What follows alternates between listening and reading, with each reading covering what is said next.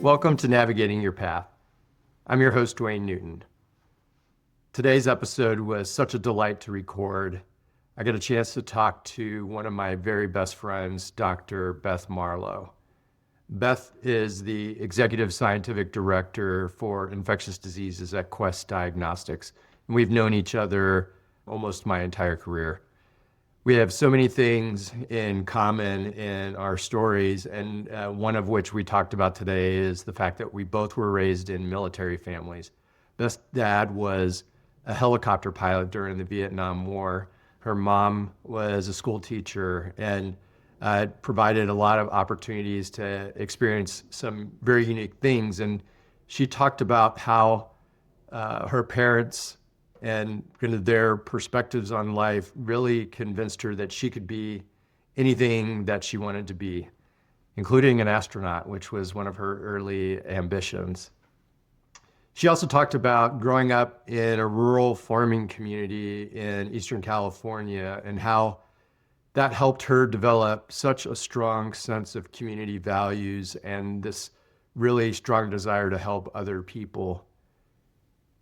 She also talked about how her experience in industry really showed how we as lab leaders need to have business and communication skills in our toolbox, no matter what kind of position we have and what organization we find ourselves working in. We also talked about how, as a relatively new employee at Quest, the COVID pandemic really forged and strengthened her leadership style. I hope you enjoy today's conversation with my good friend, Beth Marlowe.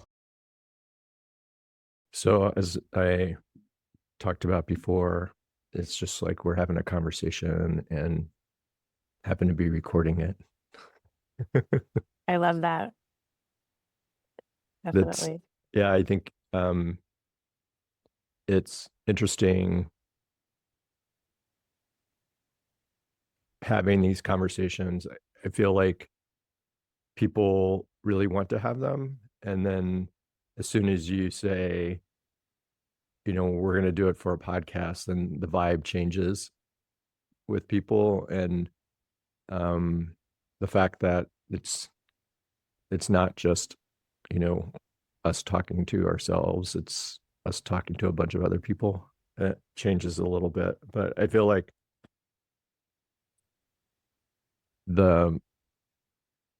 how we do the happy hours and the kinds of conversations that go on there are exactly the kinds of conversations that I want to have in this space. And it just gives me an opportunity to dive in a little bit deeper with you individually and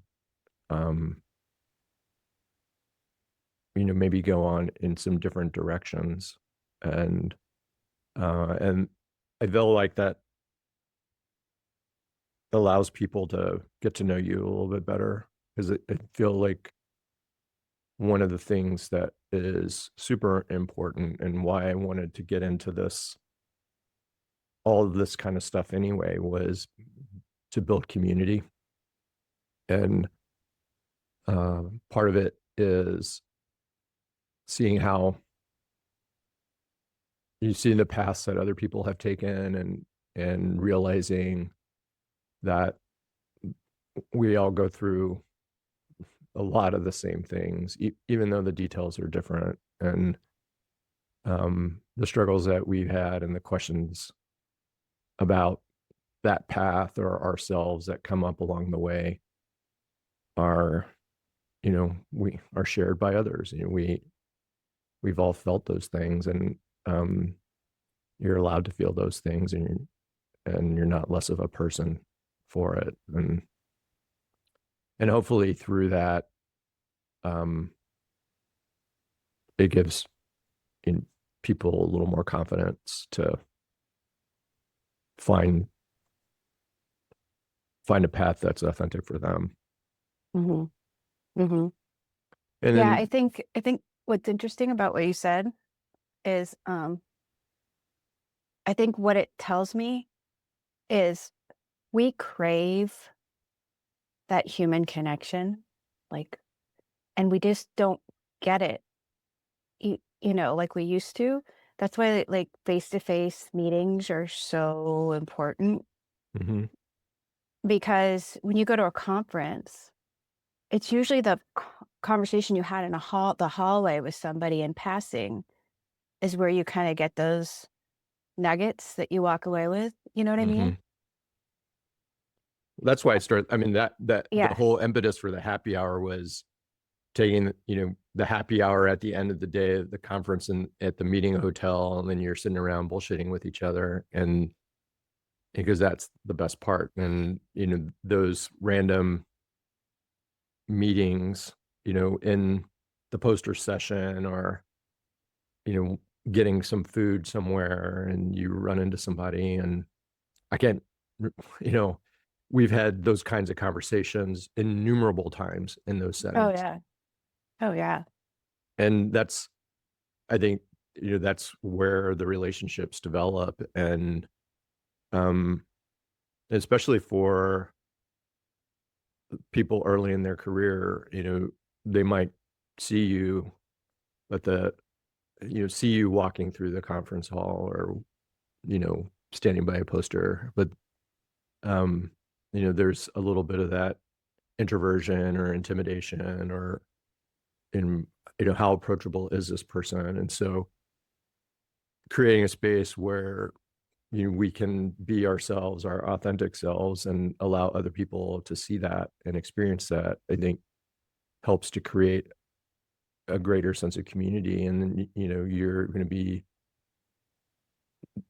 to be seen as the real Beth, not their perception of who you are. They Yeah. know they've gotten to see who you are and hear who you are, and like who you are, and they want to get to know you better. And that's always, I think that's another, a tangential part of it, doing this, is the postdoc program that I went through created that kind of community, because, or that kind of community was created because of the person that our director was, and how Oh yeah. You had Marilyn, right? Marilyn was, Yeah. she Manigan. had that Yeah. effect on us all, because She was she amazing. I didn't, I wasn't even her, like, she wasn't even advised by me, but the few times I interacted with her, I was like, she is amazing. Yeah, she's amazing. So what have you seen, what is the transition, well, let me take a step back. Let's start with, how you got to where you are. I think that the in University of Arizona and UCLA as a postdoc, and industry roles, his first industry role in Gen Probe, and working in a major health system in Kaiser, going back to industry, and now in a large reference lab. I mean, I think you've been in every environment except for the small community hospital, out in the middle of nowhere. Jack of all trades, master of none. No, That would be me. you're Jack. I mean, you have to be Jack of all. We all have to be Jack of all trades and master them all. I think that's the thing. Give yourself some credit. But what, that's quite a varied experience. How, I'm really interested in kind of even before that, and Yeah. where, where you grew up, and Yeah. what that life was like, and how you can even got interested in science and going down that path. Yeah, sure. So you and I are both military brats. I think you know that. And Mhm. so anybody who grew up in a military family, we're just built differently, right? It's like, talk about resilience. I mean, I should have done this before the podcast, but the number of times that we moved, right? And Mhm. changed schools before I even got to high school, right? But when you're born and raised on military bases, my dad was an Army aviator. He flew helicopter pilots. He flew in Vietnam. My mom was a school teacher. Um, I'm super lucky to have the parents that I had, because my mom was always, I can remember my mom putting my roller skates on me. She'd sit me on the washing machine. She'd be putting my roller skates on me, and she'd say, you don't have to marry the doctor. You can be the doctor, you know? And my dad, who was this big burly pilot, would say, you know, his words were probably a little bit different, but gosh darn it, you can do anything you want. You're a Marlowe, gosh darn it. But he'd use different language. And Well, you know, you can say the real language on this. This is unfiltered, and going to be pretty much unedited. And what, okay. Yeah. because I think that being real is important. Yeah. Yeah. So my dad. So it was, God damn it. Yes, it was. Yes. No, my dad was so some, I have this like interesting mix in my parents where my mom was, really passionate about education and reading and making sure that every student saw their potential. And my dad was just no nonsense, Army aviator. He used to say, everybody loves aviators in the time of war, but everybody hates us when it's not wartime because they're arrogant, right? And like the two best times you'll ever have is with a cowboy or an aviator. And my dad was both because my dad came from a farming family in Blythe, California. And so, yeah, and sometimes I feel like I'm very direct, but I'm honest. And sometimes I think, especially as a female, it comes out wrong. And where I know like my male counterparts could probably say the same thing that I was saying in the same way, and it would be taken differently. Yeah, so I don't think I would go back and say that's not wrong. I think that's you, and it's honest and authentic, and it's how other people perceive it. Yeah, it is. But I get a lot of that from my dad because my dad was, I mean, there was just no BS in my house, like in our house. Like my dad was like, my mom used to say, they're not your soldiers, and but I mean, my dad was great. When he was talking to you, he was treating you like. But when there was something to be done, yeah, get your butt up and you go do it. My dad, my dad always taught me. He was a pilot, so he'd always, if there's something I got from him was follow your passion and always show up prepared. That's what I learned from my dad, and I've always tried to take that with me. And I went off to school. My dad retired. We moved back to Blythe, California. It's a small rural agricultural community. My family is one of the original pioneer farming families in that valley. If you've ever driven on the 10 from LA to Phoenix, you drive through Blythe. It's on the Colorado River. We are considered the gateway to California. And there's just not much out there. But I will tell you that the people out there are the salt of the earth. I still have family members. I still own a family ranch house that my great-grandfather built. I go home whenever I can because knowing where you came from is super important. It was super important when my mom passed away that we kept the house and my kids knew their cousins and knew where we came from. And it's funny because we drove through Blythe on our way to Tucson last fall. We were going back to the U of A for homecoming, and we brought one of my older boys' friends with us. And we stopped in Blythe. It's always been a stop for me because it's halfway, and check on the house, say hi to my aunt, and get some lunch. And we pulled into town, and my son's friend leans over and he goes, "Man, your mom got out of the hood." It's just like, and my kids were really offended, which I love that. But I mean, it's just, if, rural America has been hit really hard. The hospital in Blythe, my great-grandfather, who's one of the pioneer, farmers out there, original farmers out there, who built the house that I still own. Jack was a cowboy. Jack Marlowe, he was a cowboy. The hospital has been on the verge of closing. Last summer, they closed all services except for emergency services. And this fall, the state had to actually step in to prevent the hospital from closing. And we're talking about a community that is 90 plus miles away from the closest hospital. And so these are the kinds of things that, my dad would always say, like, don't ever forget where you came from. You always have to give back to your community. It's funny because you said you haven't worked in a rural hospital, but I've been approached before, like, hey, Beth, maybe you can help us with the lab out there before, it never came to fruition. But But, ironically, when you come from a place like Blythe, California, my brother was disabled, and we had several times take him to UCLA to get taken care of. And at one point, he had it was like an MS, and he just couldn't really get in the car to drive 4 hours to go to UCLA to have his blood drawn. I called the lab because I knew the person that ran the lab, because I went to high school with their kids. And I said, Peggy, is there any way that you can just have the phlebotomist draw his blood, and then I'll give you the address on where to ship it to UCLA? And she did it for me. So my brother did not have to drive 4 hours to get his blood drawn. So I think these are the kinds of things that we forget about in terms of community and just taking care of each other and showing up. I mean, I've been accused of being a patient advocacy advocate to a fault. I'm okay with that.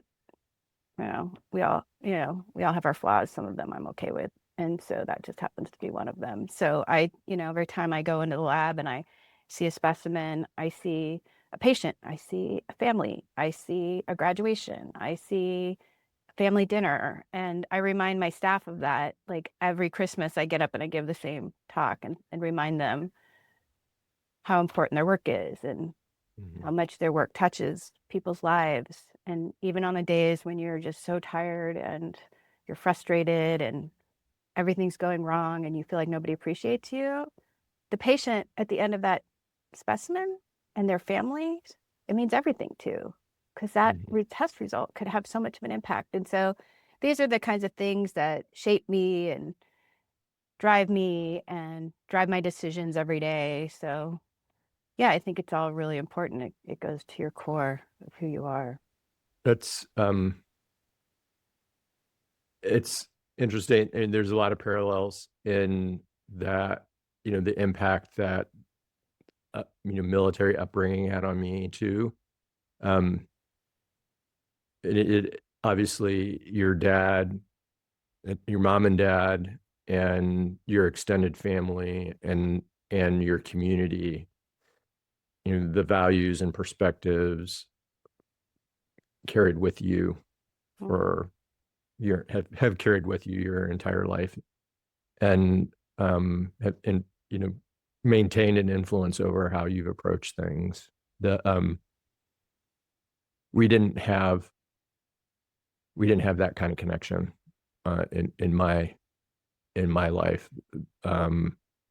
The families were small on both my parents and both sides of my family, and I never felt a connection to any place, and really didn't see my extended family, didn't get to know my cousins and grandparents and aunts and uncles very much, and so that missing that during my life was important. It has been important for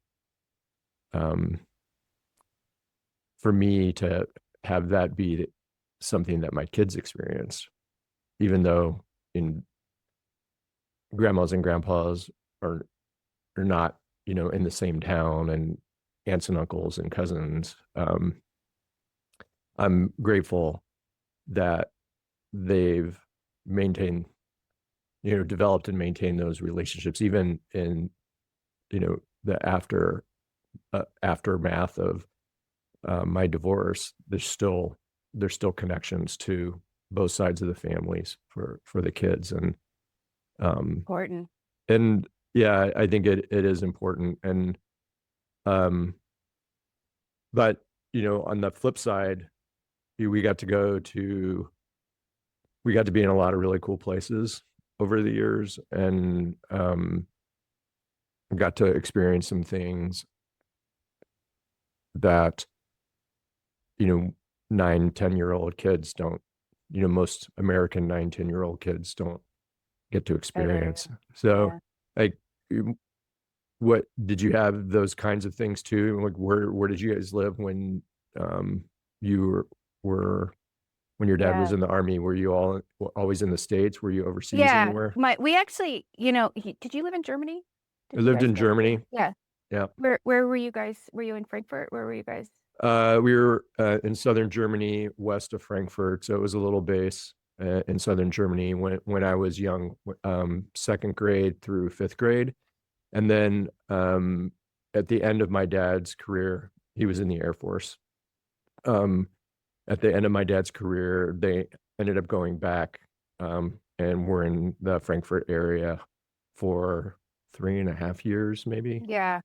Yeah. So I got to Everybody go back loves there. So Germany that yeah, gets stationed it over was there. awesome. I Yeah. mean, it was, Yeah. to be able to, to go in a circle at 5 hours in any direction, the change in culture and geography and language and food, Yeah.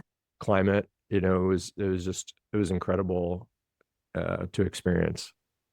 Did you did you did you speak German? Like Yeah, did it's you really, everyone asked me that. We spoke enough to be able, and I can still understand enough to be able to, to find a place to stay, to find the bathroom, to read directions, to order. I know the menus and the food, the German descriptions of different kinds of foods, and so I would be just fine. And beer now. Well, so many people in Germany speak English too. Well, and that So was the thing I when mean, yeah. we lived in a village off base when I was a kid, and all the German kids wanted to speak English. They were taking English in their school. We went to school on base and with a bunch of other military kids, and so there wasn't any foreign language part to that. So the German kids were all speaking English, and so we didn't have any So this would incentive have on been the switching. 70s, right? This is Yeah, kind of or still post World War II.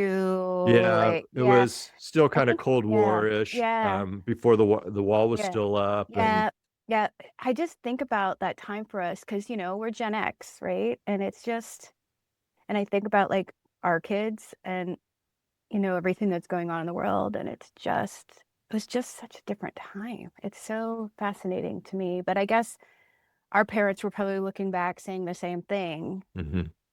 you know.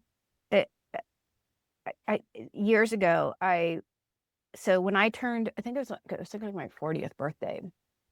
My mom had all these like 8mm video that she had, and she converted them to DVDs and she sent them to me for my 40th birthday. And my dad passed away. Um, That was only a couple of years ago, right? yeah, like about 2 years ago.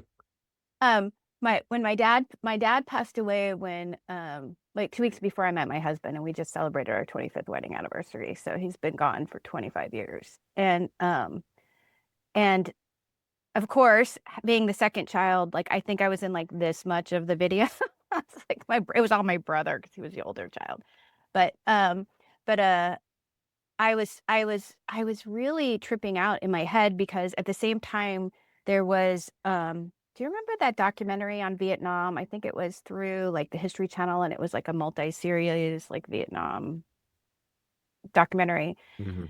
Anyways, I started watching that, and then I was watching these videos of my dad, and you know, my thinking about like how young my parents were, and like my dad was in Vietnam and he got shot. He got shot through the knee when he was flying the helicopter.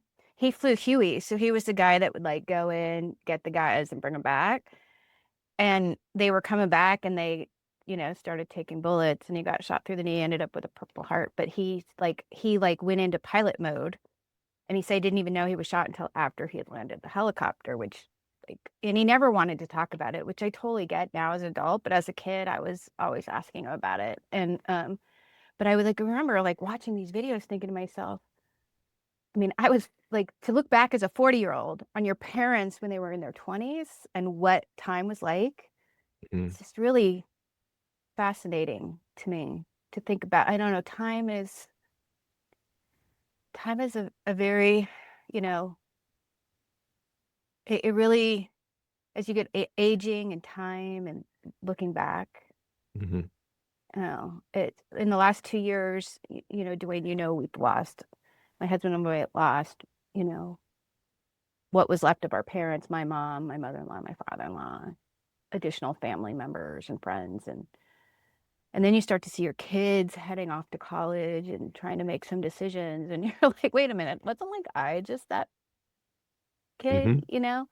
And even watching some of these young professionals that you have in the happy hour and some of the things that they're trying to navigate, I just, I can remember being stressed about it and navigating it. And now I think to myself, how was I so stressed about that? Like, why? It's all going to be okay. Like you don't have to say yes to every talk. You don't have to say yes to every chapter. You don't have, like be selective with your time and do it intentionally and just get everything on time and do it well. Like, but it's really hard to explain that to people. Well, it also, I mean, to go and to dovetail that into your decision to go into micro and kind of how that all fell into place. I mean, it's easier for us to look retrospectively and Yeah. accumulate all that data and say, Yeah. oh, okay, this is how it should have. Yeah. It works out. But in the moment, it's not as easy. But to your point, I think the what we're trying to do, I think, is help them realize some of those things sooner, or at least pay attention to them a little bit sooner. So Yeah. along those lines, what were the who are the people in your academic life or the experiences in your academic life that shaped and molded you once you took the great leap from Blythe, California to Tucson, Arizona? And Yeah. So I, you know, I think I always knew I wanted to go into science or medicine or some kind of science. Um, I actually, growing up, being Gen Xer, growing up in the 80s, the time of the space shuttle, I wanted to be an astronaut. And, I actually got accepted to college as an aerospace engineering major. Um, and I was going to go off and be an astronaut. And I also got into Embry-Riddle so I could get pilot's license. And um, I remember my dad took me to orientation at U of A, and I walked into the engineering orientation and talk about like the nerdiest professors walking in. And I'm not joking, like the pocket protector with like all the pens, and guy comes in and like had down to like the decimal point how many hours a week I was going to have to study. And I was just like to my dad, I go, we're out of here. I'm going over to pre-med. Like I'm out. Um, but I mean, I had really great mentors that steered me that way. My uncle, my mom's brother, my uncle Ben, he was an anesthesiologist at Brigham Women's Hospital. Did a lot of the groundbreaking work on local anesthesia on the heart. So he always kind of was a mentor to me growing up. And then in high school, I had a teacher, Mr. Copeland. He was our biology teacher. He was my freshman biology teacher, and he was the coolest guy. And he he always used to like we'd come in and we'd have a test and we'd all be nervous, and he'd say, "What are you nervous about? This is your time to show off. Get in here and show off, kids." And he was like so stoked about any kind of experiments we would do or anything, and he was awesome. Ironically, like when I defended my master's, when I got done, I called my mom, and my mom said, or maybe it was before I was defending, I can't remember now, but I called my mom and she's like, "Are you nervous? Are you to be okay?" And I said, "I just keep remembering what Mr. Copeland used to say. Like, this is my time to show off." Like I could hear Mr. Copeland in my head like the whole time. And then, I found my way, changed my major a couple times, um, from to biochem, ended up with molecular and cellular biology. That was my undergrad, and started doing research at U of A. And I think that's what's really great. If you go to a university and you have an opportunity to work in a lab as an undergrad, there, for me, there was just a ton of opportunity. So I actually worked in a couple of different research labs. Um, David Morton, he was he gave me my first job in a lab, and he studied like it was like neurobiology. And I remember I had to dissect the nervous cords of these moths. They were called Sexta manduca, and I would go in and we'd give them different treatments, and then I'd have to actually look under the microscope and like dissect these nervous cords. And then we were labeling things and trying to measure pathways and everything. And I kept thinking to myself, man, there's got to be a way I can do this and be outside, because I'm such a sunshine girl, and I'm a farmer's daughter. And I went and got a job with this gentleman, Jeff Silvertooth, who was a cotton agronomist. And so my family grew cotton, and he hired me. And I spent a summer going from one end of the state to the other.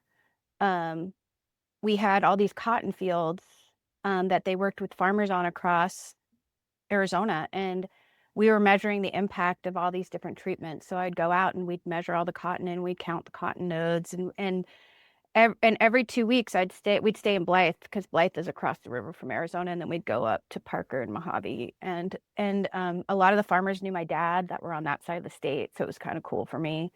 And then I worked for Jeff a bit after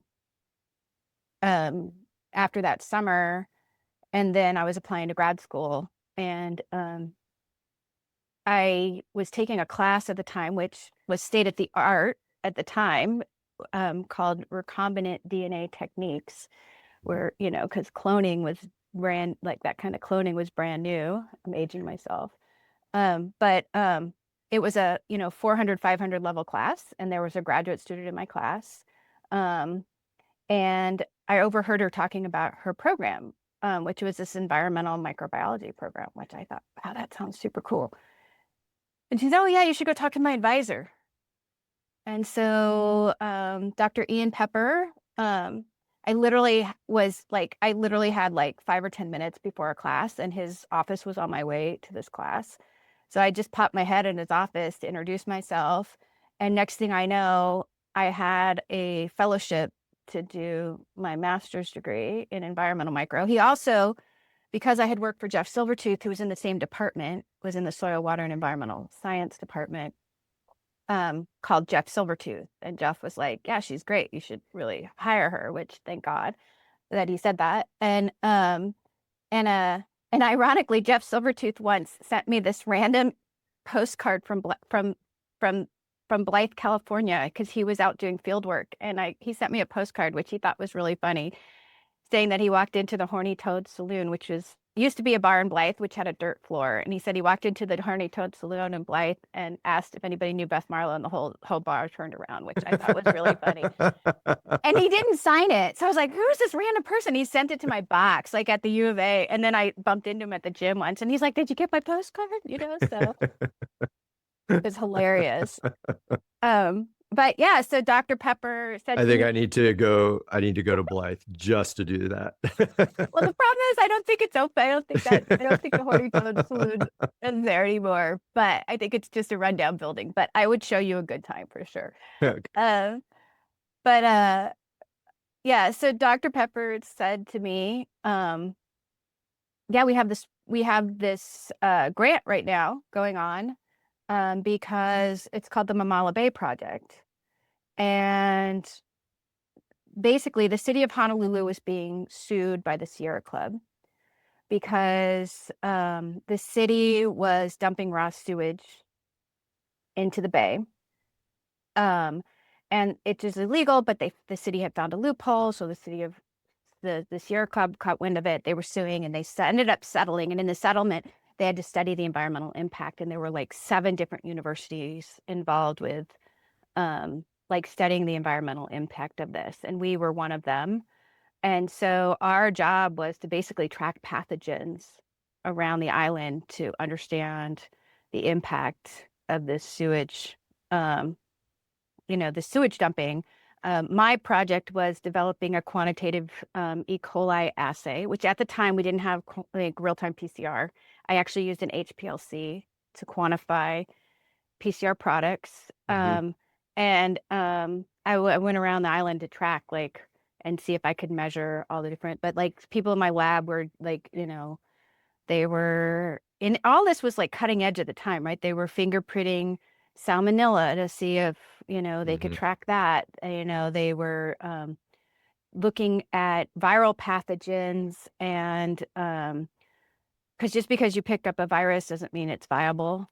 And so somebody developed this integrated cell tissue PCR technique to try to measure, um, uh, Infectious virus. yep, like like enteroviruses and stuff. And and I was co-advised between Dr. Pepper and this other professor, Dr. Raina Mayer, and which was like the best thing that could have happened to me because um, I had, to have a female professor who was starting her career and is still a dear friend of mine. And, at the time she went through a divorce. She had a kid in high school who, like, whenever she'd go out of town, she's like, Beth, can you go stay with Claire? And Claire was going through some depression. And so I was kind of like a good person that, could be a neutral person Claire could talk to. By the way, Claire is now an MD, PhD, pediatric neurologist in New York City and a total badass, and married to married to an anesthesiologist, has a beautiful little girl now. And I just recently visited with them in Tucson, all of them. Um, but, I had this like amazing community that I learned a lot from these leaders to me, as they mentored me. And, Dr. Pepper was the guy that would come in and be like, kids, you got to learn how to put the right spin on things. Like, that's how you get a grant. Just put the right spin Mhm. on things. And, he always had some grant money going on. Like, he was, you know, and it was really cool. I got to go to Hawaii and take these marine samples and work with people. We would go back to the University of Hawaii and process them. And there were people from Florida and all these different universities we were working with. And what was really cool for me at the time is, and I didn't realize it when I was in it. And I think that's funny when you say that, because I think this happens to a lot of people. But at the time, um, the program at the U of A was one of the first of its kind, because they had developed this environmental program, and the department had become soil, water, and environmental science. And it was one of the first of its kind program, which actually was interdisciplinary. And so, like, I meet a lot of kids who just got their degree in microbiology. Mhm. Um, and so if you look at my diploma, it says soil, water, and environmental science, I'm in the environmental microbiology track within that program. But if I don't put environmental micro, it confuses people. They're like, oh, she didn't do microbiology. It's like, no, no, no, I did. I just did it along engineers, soil scientists, and Yeah. hydrogeologists. And they put us together for these kind of um, doctoral programs that solved real world problems, Mhm. which was really super cool because, in some cases, we were even dealing with people outside the university that were trying to solve the problems. And so when you have to think like that and work alongside people interdisciplinary, like Mhm. it was an awesome experience. Yeah, Um, that's a really interesting point, because I had that that the outcome, I think, was similar. The structure was different. You're the program you're describing and the things that you were working on are amazing. It is an incredible experience. I did my graduate work in a biology department, and so um, kind of the parallel is, you've got a couple of labs that are doing microbiology, geneticists, physiology, and environmental science, behavioral ecology, working with animals and, squirrels and birds and fish and whatever. But it was a small department, and we all had, there weren't tracks. Everybody was together. And so whenever there was, seminars, whether it was graduate student journal clubs or invited speakers coming from the outside, it could have been about a million different things. And I think I think back to that time and being in that kind of multidisciplinary environment, it forced me to learn how to communicate effectively to people that know nothing about what I'm doing, what it is that I'm doing, why it's important. And um, and even, like you're describing, how can I take advantage of or leverage the expertise that they have to help me, in the context of, the projects that I'm working on. And I think that is a skill that um, developed at that very early time in my career too. And I can look now 30 years later and see, as a clinical microbiologist working in a hospital lab with so many, in a very cross-disciplinary role, exactly like you're describing, how important that skill set is, and how it applies. And I'm sure you've experienced it in each of your roles, industry, laboratory, whatever. You've got to be able to communicate and collaborate effectively across disciplines, build teams, build strong teams, get everybody on the same page, leverage expertise, and advocate, and all those things that come out of that. So that's really it's really interesting that it's just another one of those things that we have in common in our background. It just kind of manifests itself in different ways. And I'm curious, you mentioned a couple of your mentors and having strong female mentors that you admired and guided you and set an example and showed you what not that you ever wouldn't believe what was possible, but you could actually see what it was and got support from it. Is that something that you feel like, how frequent is that with your other women colleagues or people that you went to school with, that a strong female mentor had a pivotal role in that, in you going into the scientific realm? Because it's not, I think it's much more prevalent now to have, especially in our field, is very well populated with females. But I'm curious as to, for women in your class, your academic class, and in your age, how often was that part of the process?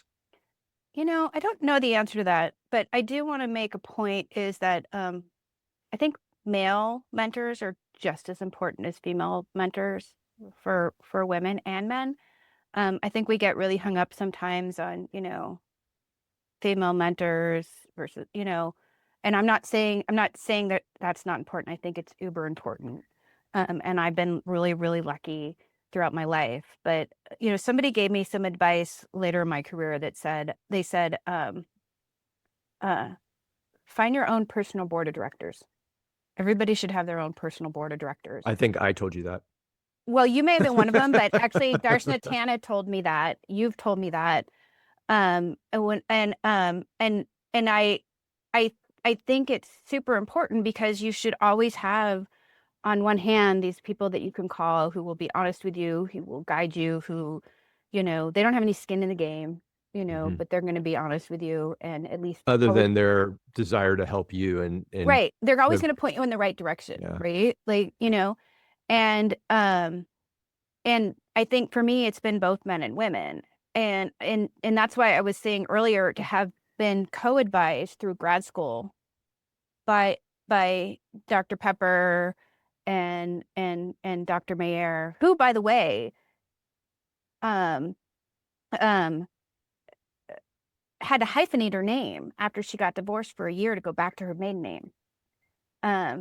And so I remember that as a young graduate student, thinking to myself, note to self, I spent all this time establishing myself as Beth Marlowe. And I understand, when you get married, it's a personal choice if you want to change your name. But I've never changed my name professionally because of that experience, watching her go through that. And she's a badass, and she is well published. She's just amazing. And I'm so lucky to have learned from her. But that was one of the things that I watched and I learned from, where a man would never have to go through that. Mm-hmm. Right. And so I just think some of the experiences are different. But I think in terms of mentorship, I think having a male mentor and a female mentor are equally as important. They just have to be the right mentors. Mm-hmm. Because and this is going to come out really bad, and I don't want it to sound bad. But I've always said I'd rather work for a man than a woman, unless it's the right woman.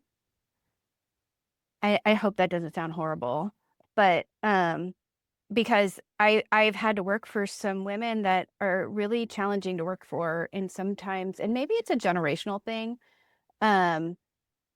because sometimes there's some people that just get to a certain point and they feel like they're pulling up the ladder behind them because they got to where they were. It was interesting. I've been doing this fellowship through Quest, which I'm really, really blessed that Quest supports career growth. It's through the Center for Economic Development. I was going to ask you about that. So that is a Quest sponsored initiative. Yeah. Yeah. Well, a lot of companies could sponsor people to go into this, but Okay. Quest sponsored me for this program. We have some people, some of our executive leadership are trustees at CED. I actually didn't know much about CED until I got nominated to do this 2-year fellowship. And really the idea is, how do we elevate women into the C-suite? And the second year they invited men into the program, which is great. The guys that are in it are great, but the access we have to, we have CEOs come talk to us every few weeks, and it's just us, like, it's just the fellows and the CEOs having a conversation very much like this about how did you get to where you're going to? What are the things that you do for leadership that carries with you? What advice would you give to somebody else? And to have that kind of access to listen to these business leaders in the US talk, and some of them are men or some of them are women, and I think throughout our career a lot of us have gone through these leadership programs, and sometimes you get something out of it and sometimes you don't. I have never in my career so many times said to myself in my head, wow, nobody ever told me this going through this program, just because of the things that I've been hearing. And there's a book, if there's any women listening to this, that I would recommend. I actually sent a link to a couple of my mom friends whose daughters are heading into college and said, make sure your girls read this. And it's called The Broken Rung, like a rung on a ladder. And it's all about, it's all evidence-based. And it's all about how, like, women getting up to the C-suite and leadership, and what does the data show about that? And it was fascinating for me. Like, and I brought up on this, and we actually they had one of the authors come speak to us. And I asked her, like, what do you do about women who maybe aren't always so supportive of the other women around us, And the reality is sometimes there's men that aren't so nice to the men below them. And maybe sometimes it just feels more acutely so when there's fewer women in leadership. But I think, at the end of the day, there's more, I've been lucky enough to be around good mentors, but The Broken Rung is a really great, book about,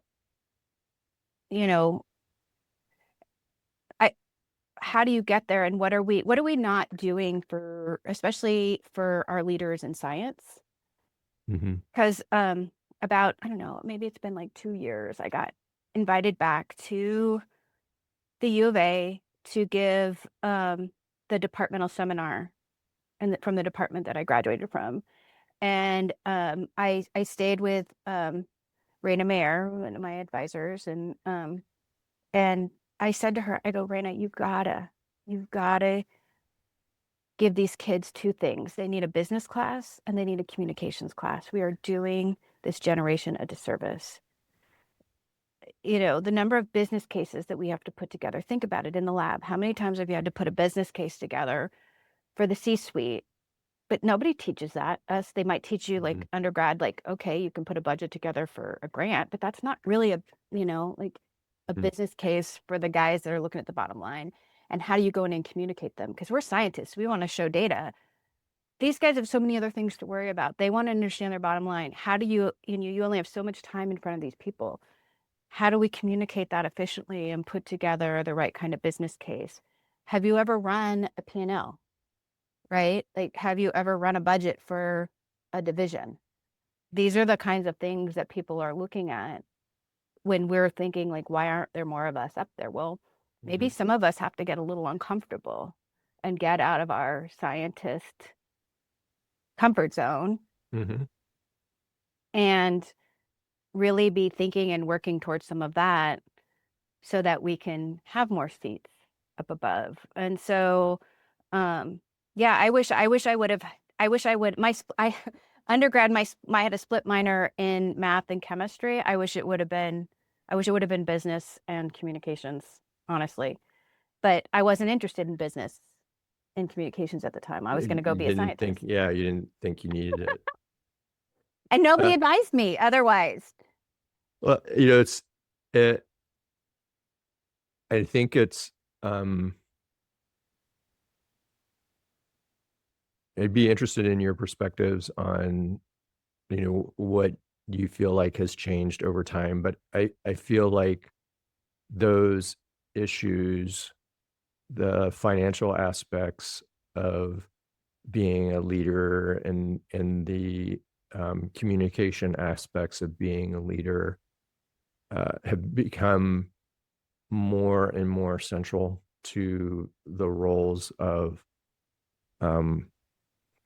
people in leadership positions in laboratories, whether it's a director or supervisor, manager. You can be a leader regardless of what your position is, but that being able to communicate and understanding the advocacy aspects of your role is so important. And I feel like it's really, really ramped up in the last several years. And the way, and some of the things that I'm working on from a professional development side, the way I've been articulating it is we have to make this pivot from being the scientific and technical expert to the, as a leader, you're an influencer, you're an advocate, you're a manager. And that is a completely different skill set that we don't get taught, we don't get any exposure to. And I think that it has helped me over time. When you referred to your board of directors, and my board of directors have included people that have, helped me along those ways, to kind of fill in.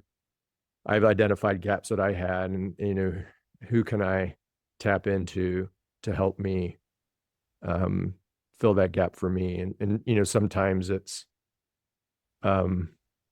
my board of directors is a very diverse group of people They should be. Mental health, physical health,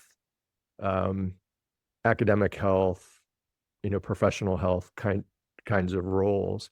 Who are the kinds, you don't have to identify them unless you want to, but who are the kinds of people that you have in your, my daughter calls them her Avengers. I call them board of directors, but who are your Avenger? Who are your personal, your life Avengers? I think I'm like you, and sometimes I don't know if I realize they're part of my board of directors when they are, because I reach out to them, and whenever I get asked about certain things, I really like different perspectives.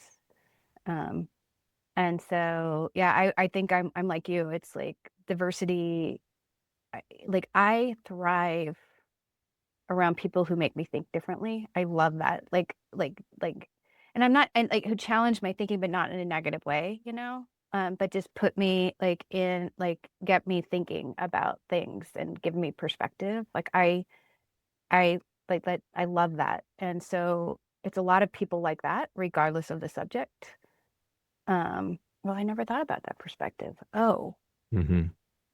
Oh, okay. So that's how I have to approach it now. Oh, I see. I see how there's, I think it's good. I think we often live in our bubble too much. I worry about that with this generation, and social media and other things. And we talked about traveling, Mm-hmm.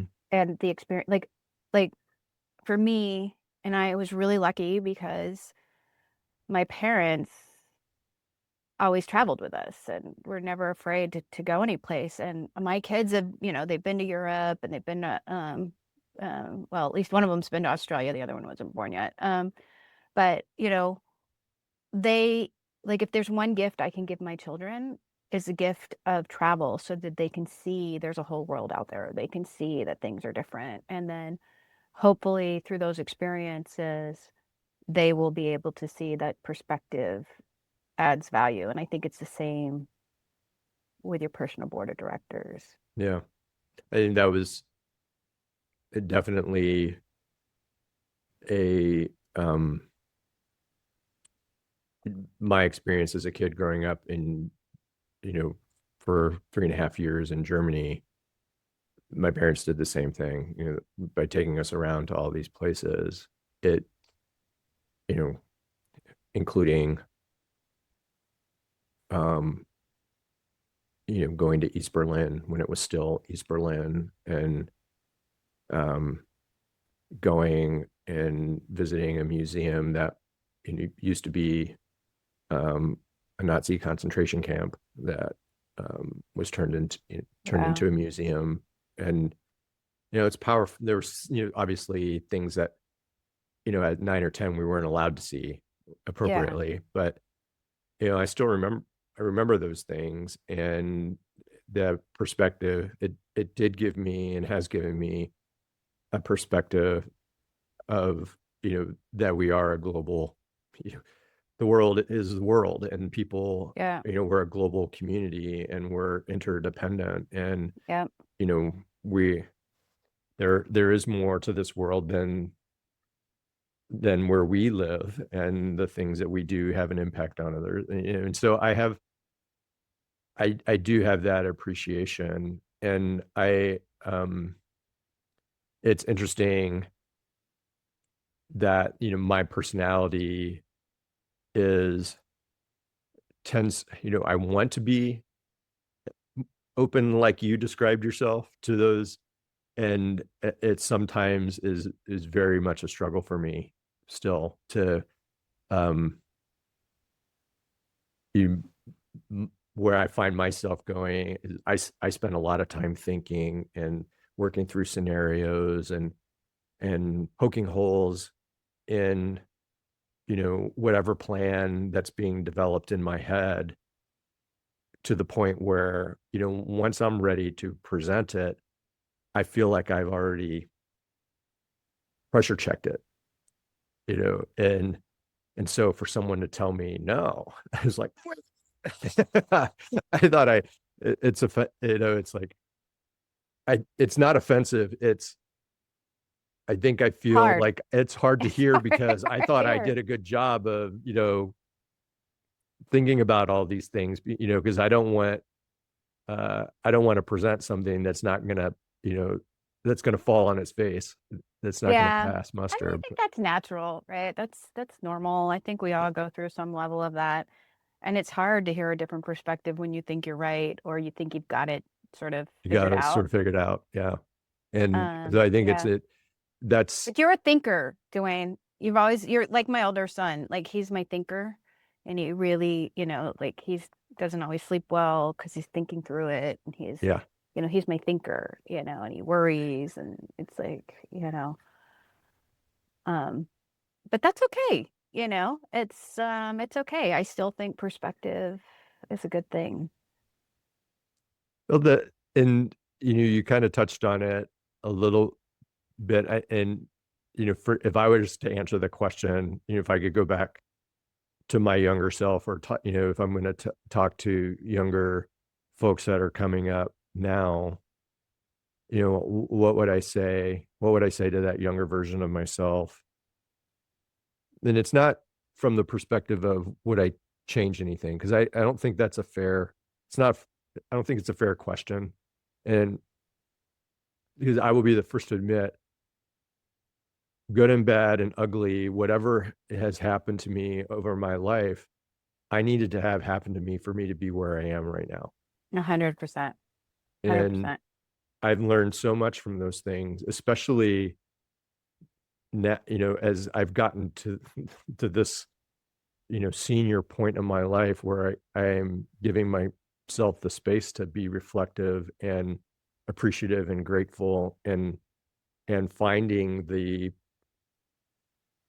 positives and the growth opportunities and the learning experiences that happen from those things that at the time seemed like failures or huge obstacles. If I was going to answer the question, it would be try to see that more in the moment. Try to find those things. What's the learning opportunity from this, not how did I fuck up. Oh, yeah. And that's been a difficult, it's still, even now, pushing 60, I still struggle with that. But I think that's normal. being though, more Duane. present, Yeah. some people do it better than others, and you are absolutely right. I do think, and I what's perseverate. I think that's a good word. I perseverate over stuff, and I think being more present, recognizing what I have control over and what I don't have control over, and focusing on the things that I do have control over. Those are some of the messages I would give to my younger self, and I try to give to younger folks now. And how would that Yeah. conversation go for you? Yeah. I mean, I think you hit the nail on the head with a lot of things, right? It's like, I mean, I think about it all the times I stressed over stuff, and I think, God, it's all going to be okay. It's like, so I always tell my kids, so it's really interesting to watch my kids right now, because my oldest is getting ready to graduate from high school, making all these decisions about college. My youngest is going into 8th grade. They both have had their struggles. My youngest has dyslexia, so navigating that, and he's amazing. He's just got this classic dyslexia, super bright, super athletic. We're all going to be working for this kid one day. Just wear a belt when you're around him, because he will charm your pants off. My older one is a basketball player, trying to navigate this. And, for my older one, he had a really interesting journey because he had to deal with really toxic coaching, right? And I think if you're a parent, you have kids that have ever been in sports, we've seen this. But he had a really bad experience back to back with coaches, and had an accident on the court, and was taken to the emergency room. Everything was okay. It got a bunch of stitches, but he decided he was going to quit basketball. Just quit. I'm done with organized sports. It's no fun. They suck the fun out of it. And, we said, fine, you have to call the coach. The coach never once called to check up on him. Knew he was hurt.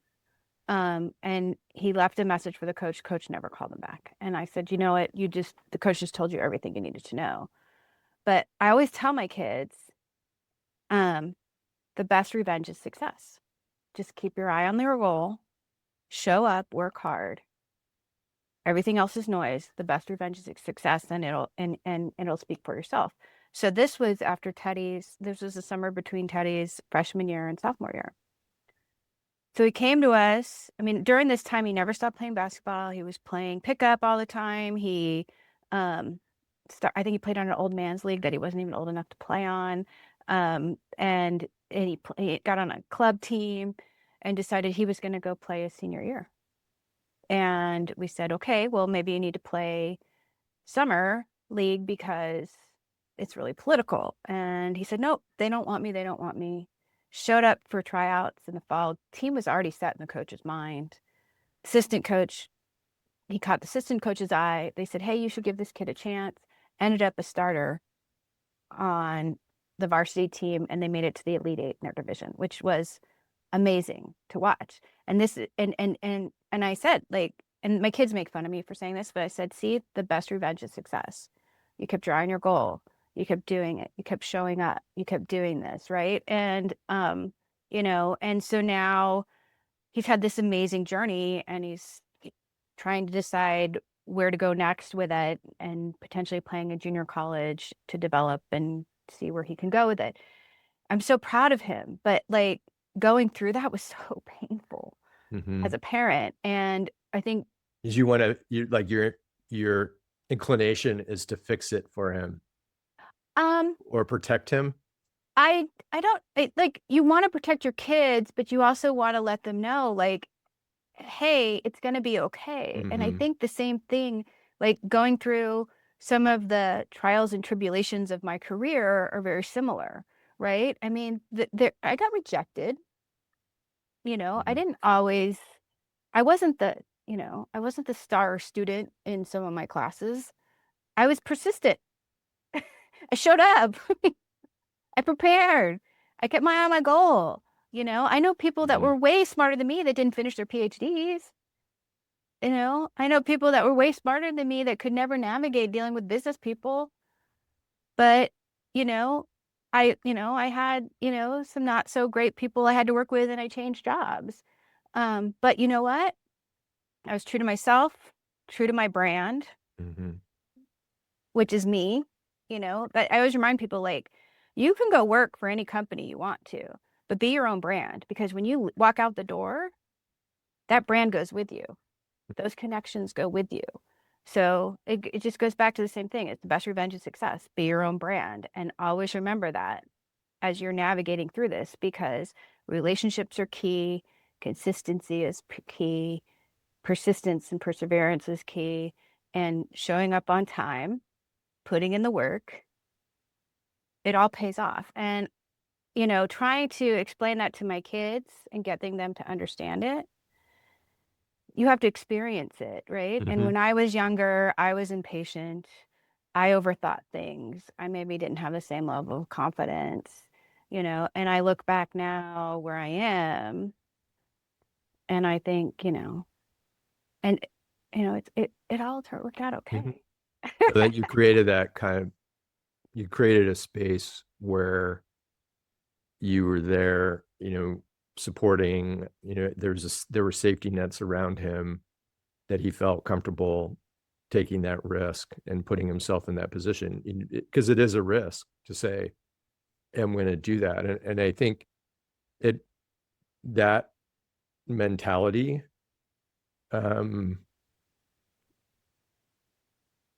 that supportive mentality and that coaching, it's kind of a coach.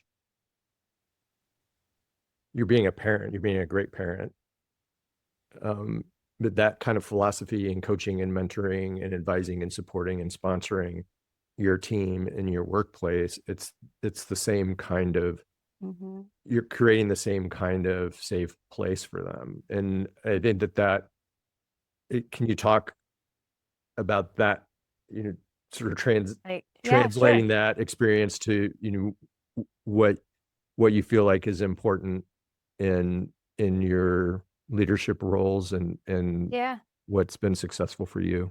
Yeah. I think, like COVID's a great example, right? I mean, I was working for Roche Diagnostics.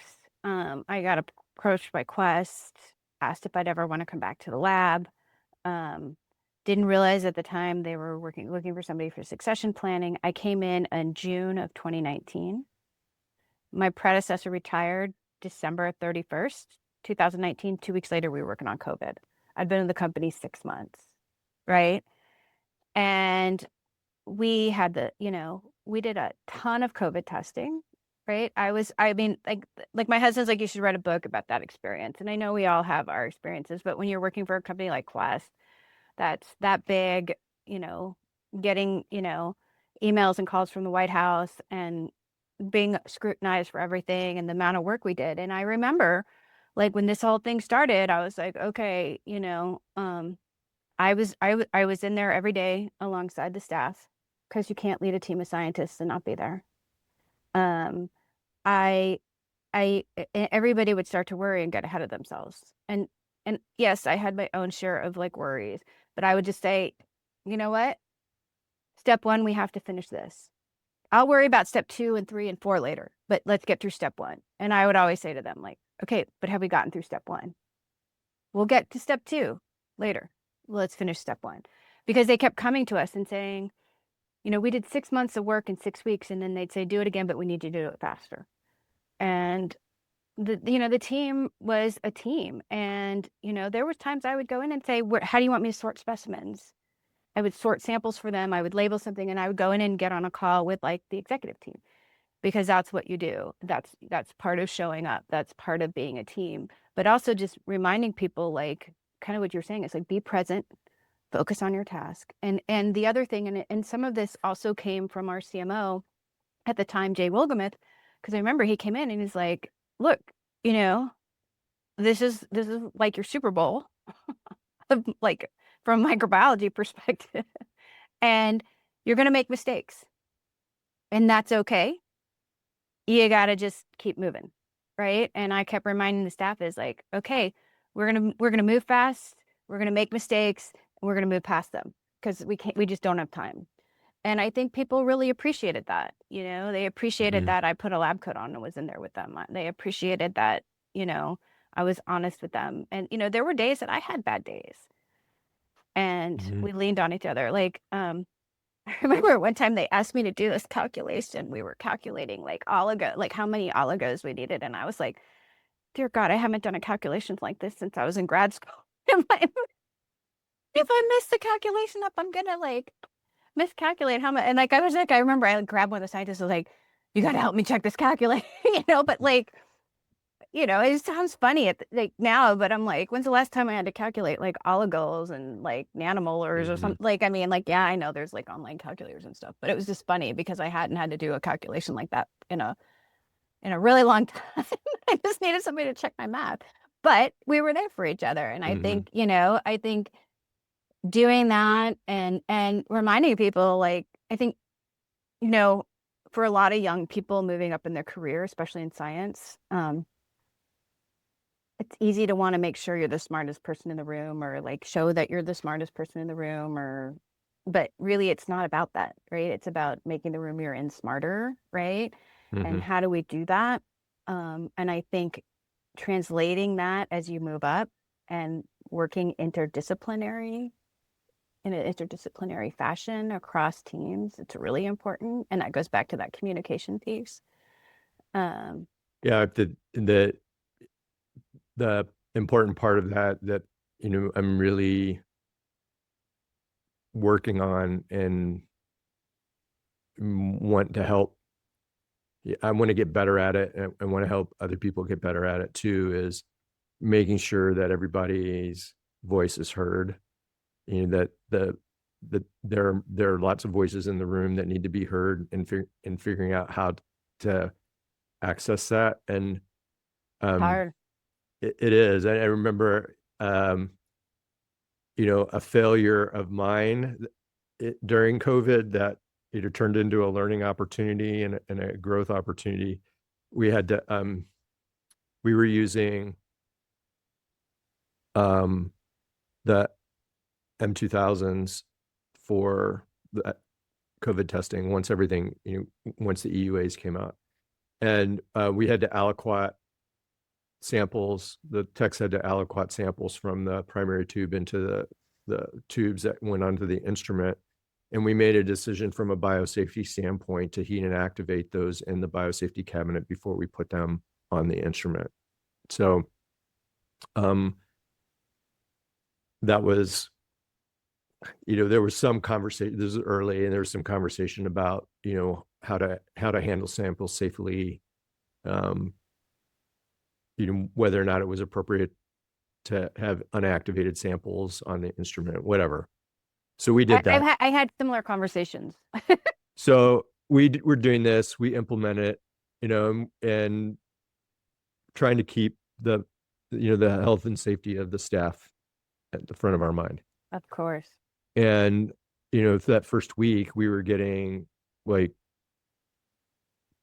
10, 15, 20% inhibition rate because all the albumin in the transport media was coagulating and gumming up the instrument. And so we, after a few days of doing this, we kind of figured out that was a likely issue. And I just pulled the team together and I talked about, this is what's happening. This is why why we think it's happening. This is what the future impact is going to be if we keep letting it happen. How comfortable do you all feel with not inactivating it and handling them just like every other specimen that we handle, and using the same precautions and that we handle our HIV viral loads with, and all that other stuff, and so just kind of standing up, I thought it was important as I look back on it to say, I don't think, I made this decision based on the best information that we had, and it turns out to not work very well, and we have to do something different. Yeah. But I want to make sure that you guys are all comfortable with it, and we talked about it, and they were unanimous, and I think having that kind of dialogue. You're right. You said it. You don't have to be or pretend to be the smartest person in the room. Like, I don't know. I'm not sure, but this is what I think. Yeah. What do you guys think? And Yeah. and I think that's something that I think is really important for folks in our position, to help create that space, that psychologically safe space, because then that those people are going to feel comfortable coming up to you and saying, I think this, or, I understand where you're coming from, but this is another way to look at it. And, and not for whatever reason, it takes a while to develop that kind of a relationship with people. But yeah, COVID forced us to, forced a lot of things to happen, and it forced me to figure out how to do things differently as a leader too. And that was one of them. But I think even like outside of COVID, relationships are everything. The relationships that you have with people, both internal to your organization and outside of your organization, even like in your personal life, like relationships, those relationships you build, that trust you build with people. Like you and I both know, we could probably name the same people that we would call if we needed, advice or guidance on something or a problem or whatever. We know, right? Well, we're talking to them right now. Touché, my friend. But you know what I'm saying is, and that relationship goes back to the people that you're leading, right? And it's all about relationships, and what you can get done. I had a similar experience with like the biosafety stuff. I remember we were about to go live with testing, and I did not sleep well all night, and I woke up in the middle of the night worried about biosafety. I remember sitting up in bed, and then I like called one of those people that I trust on my way into work who didn't work for us and asked their opinion. And I got to work, and I was like, got all the team together, and I was like, guys, I don't think we thought about some of this stuff, because I was so concerned about the safety and well-being of my staff first and foremost. And but we worked through it, right? And we actually did really, really, really well. but that, like those conversations are so important. It's so funny that you had the same experience that I did. Mm-hmm. I think, what you just said is a nice way to wrap things up about, the relationships are everything. And I really feel like, that was the biggest thing that I took away from my clinical micro fellowship and the experience that I had with Marilyn as a mentor, the community, the family of former fellows, that we were instantly, brothers and sisters in arms with, by going through that program and realizing that not everybody had that same kind of experience. There are a lot of programs that, there's a connection. A connection is maintained. The UCLA fellows know the UCLA fellows. I was just going to say, I went through UCLA and I feel the same way about the UCLA fellows. Doesn't matter what year you graduated. Right. Yeah. And that, I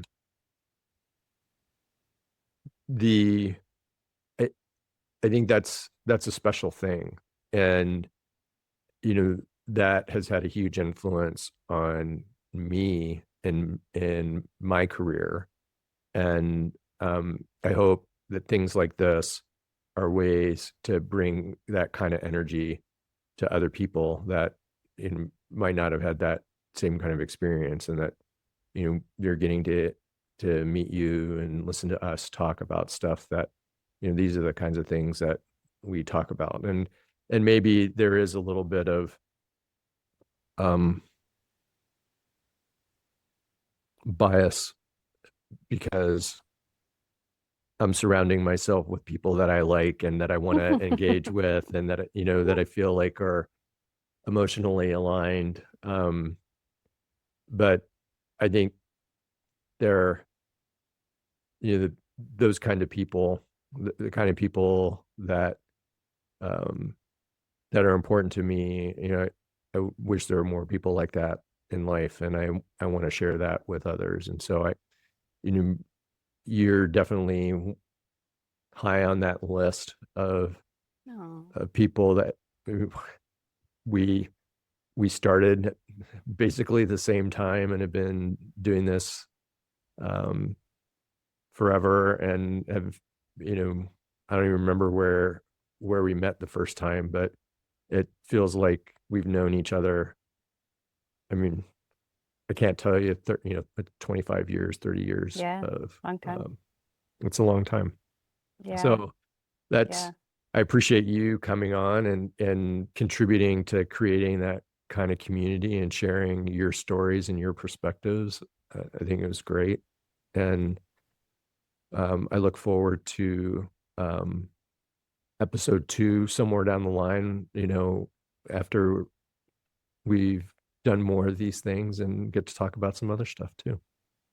I would love that. And thank you so much for having me and letting me share my story and talk with me and share it with your audience.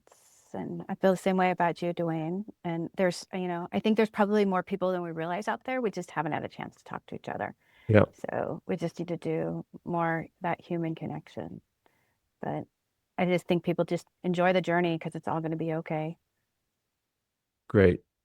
That's great words. And, I'm working on that too. You're doing great. Thanks, Beth. You are too. Thanks for joining, and happy to have you on here. Thank you.